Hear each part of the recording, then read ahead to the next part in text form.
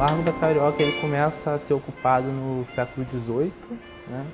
Começa com o uso religioso da Venerável Ordem Terceira de São Francisco da Penitência, que eles constroem um convento.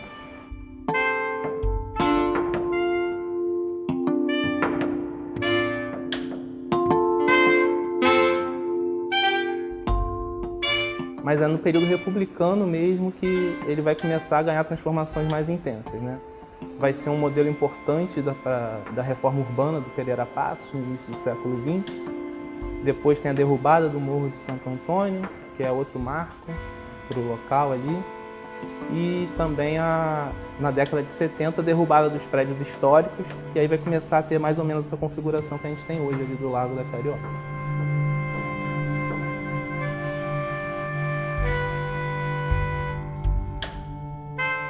E ali no Largo da Carioca tinham duas redações de jornais, né? Então os jornais eram focos, né, de notícias políticas, o entre-sai era muito grande, e o Largo da Carioca começa a ser usado como um local de manifestações políticas.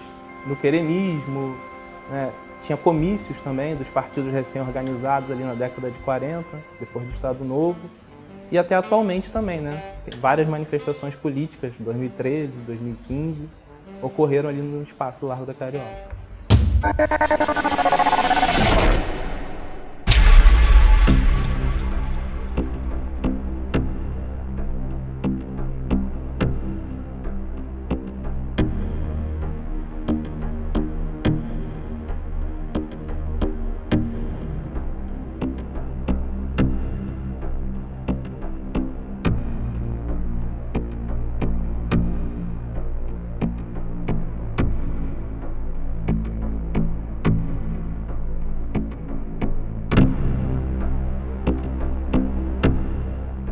Com o avanço dos alemães para a União Soviética e depois já também invadindo a Inglaterra, avançando com suas baterias aéreas na Inglaterra, os Estados Unidos vão entrar na guerra. Isso vai gerar exatamente essa polarização, modificações exatamente no quadro da política internacional.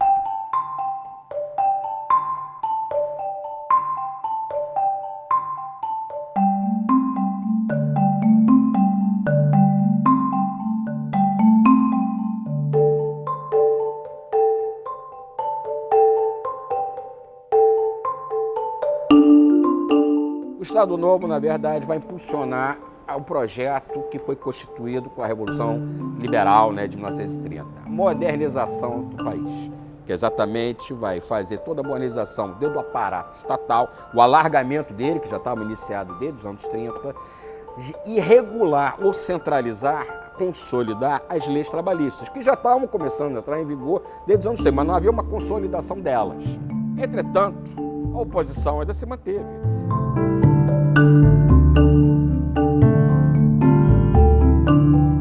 Não existe esse conceito de totalitarismo tão vago, que totalitarismo significa anulação completa de resistência.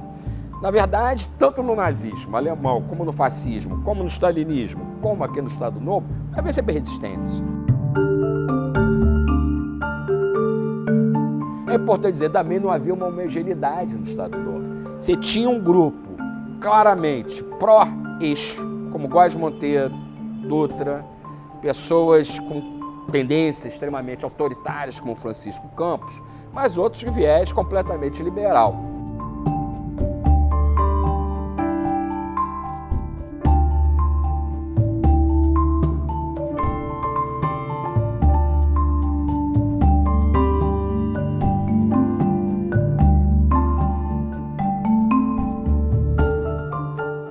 O Manifesto dos Mineiros foi um documento assinado pela elite mineira, liberais, né, em parte retirados do poder com a Revolução de 30, né, exigindo uma série de medidas que botassem o Brasil numa ordem democrática, de fato, né? Não a democracia social proposta pelo Vargas, uma democracia política, né? Entre várias coisas, eles pediam garantias constitucionais, o habeas corpus e eleições, né, para já, o mais rápido possível que se pudesse organizar. Esse manifesto foi assinado por 92 pessoas, se não me engano, entre eles o Afonso Arinos, o Milton Campos, o Arthur Bernardes, ex-presidente, né? Então era politicamente muito forte para o Vargas, né, esse manifesto.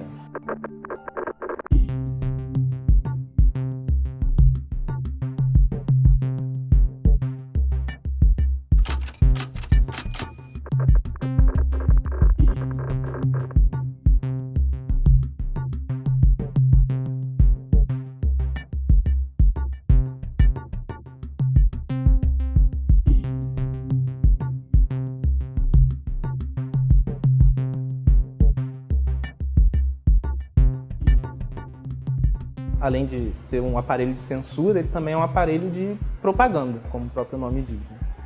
E ele vai propor diversas ações, diversas publicações, tentando enaltecer a figura do Vargas, né, para surfar na onda aí da popularidade dele, para alongar esse regime, conseguir fazer com que ele durasse um pouco mais.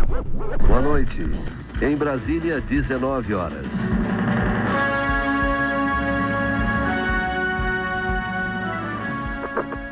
O programa Hora do Brasil, que existe até hoje, né, com outra roupagem, outro nome, inclusive, A Voz do Brasil, ele era um programa dividido entre o Marcondes Filho e o Getúlio Vargas, destinado aos trabalhadores, que eram a base de sustentação do Vargas, né? Principalmente a partir da década de 40, quando começam todas essas pressões, são os trabalhadores que vão sustentar um pouco o Estado Novo e o Vargas no poder. Trabalhadores do Brasil, na grandiosa data das comemorações do trabalho, estou de novo entre vós. Então, você vai tendo esses eixos, o desgaste exatamente que vai tendo o governo Vargas, quando ele habilmente vai jogar numa neutralidade. Ele vai jogar aspectos econômicos com os Estados Unidos, tentativa de obtenção de empréstimos, né? Mas ao mesmo tempo fazer acordos com a Alemanha, inclusive de armamentos.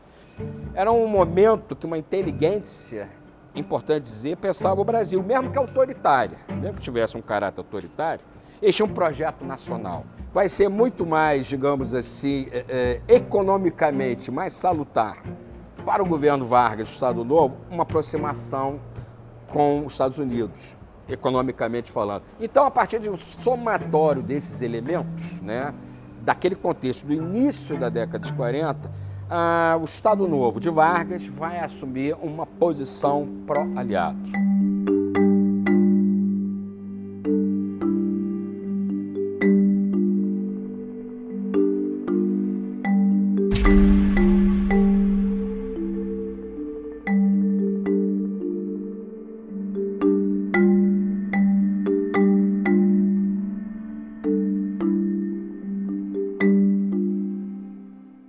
Esses ataques acabam gerando várias reações da sociedade civil, né?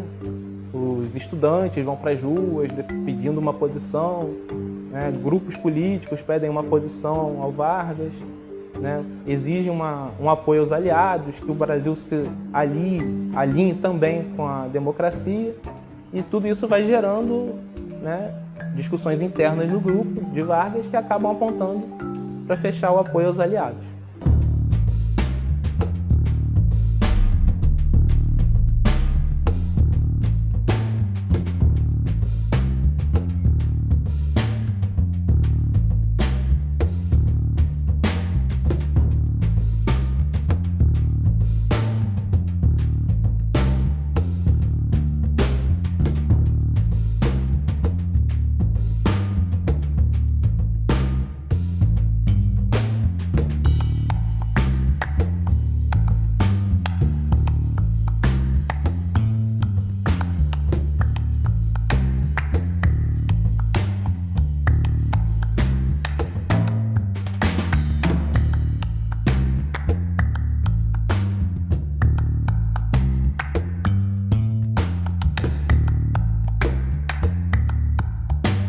Começa a haver uma pressão interna, né, politicamente falando, até socialmente também, para que o Brasil começasse a se adequar mais aos padrões internacionais de democracia, né, parar de usar o conceito de democracia social que o Vargas usava para justificar o Estado Novo. Se organizam 3 grandes partidos, né? A UDN, que é composta basicamente pelos opositores de Vargas, né? O PSD, que é varguista, um partido varguista formado pelas elites, e pelos interventores, que durante o Estado Novo eram quem governavam os estados indicados por Vargas. E o terceiro partido era o PTB, que agregava os sindicalistas e lideranças mais próximas a esses trabalhadores.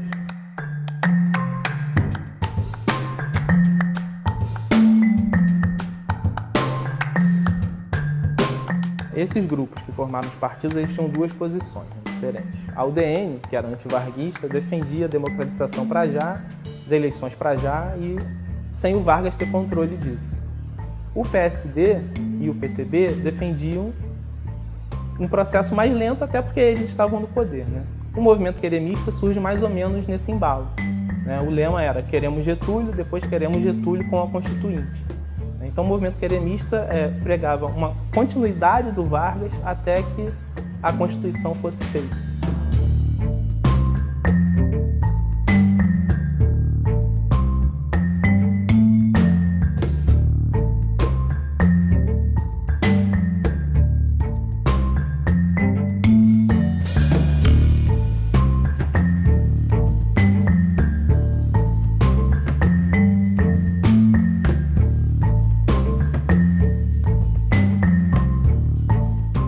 Tem uma foto muito interessante que é quero Getúlio porque ele me deu o direito de se aposentar.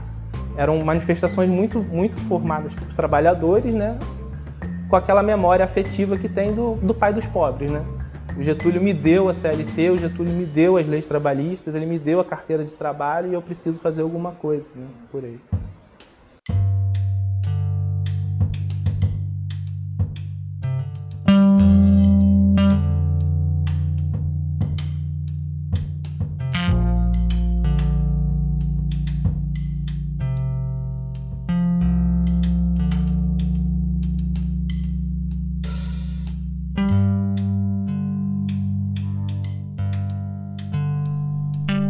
A volta dos pracinhas da FEB são os heróis que lutaram contra o governo autoritário e que ajudaram a colocar a democracia no mundo, né?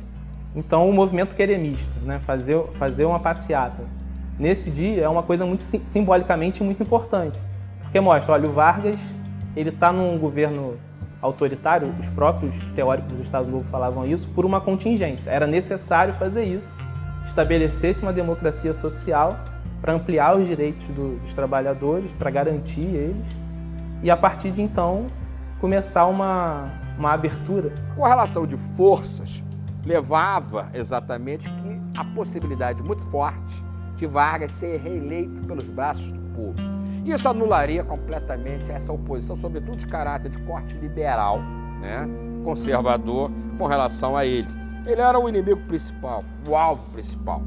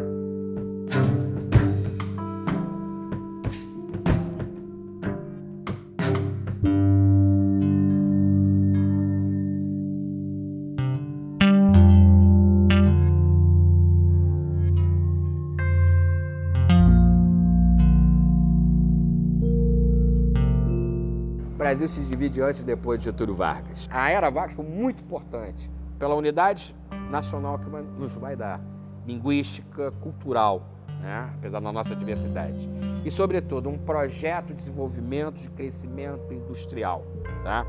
E mais, uma incorporação das leis sociais, deixando de ser um caso de polícia, como era na República Velha, se tornando uma questão, um caso de política. Tá? Então, são as bases fundantes que eu diria para vocês do Brasil moderno. E hoje, tudo que se faz está em torno ou de uma manutenção dessa herança varguista ou contra essa herança varguista.